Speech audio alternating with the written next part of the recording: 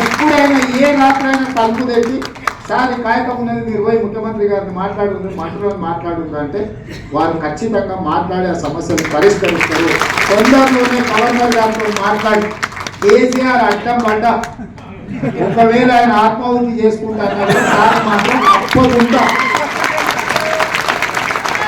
తప్పకుండా కోదండరాం సార్ను శాసన మండలికి పంపించే బాధ్యత మా మంత్రివర్గం తీసుకుంటారని మేము మాటిస్తూ మీ డిఏలను కూడా మా పరిశీలనలో ఉంది.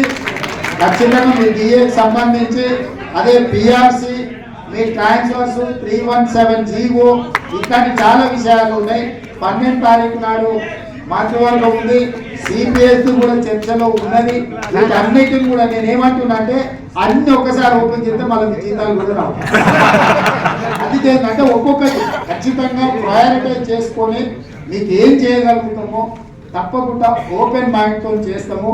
మీ డిఏల విషయంలో కానీ పిఆర్సీ విషయంలో కానీ ఇతర ట్రాన్స్ఫర్స్ విషయంలో కానీ 317 భార్య ఒక దగ్గర భర్త ఒక దగ్గర ఈ విషయాలను కూడా పరిశీలించడానికి మంత్రివర్గ ఉపసంఘాన్ని వేసినాము.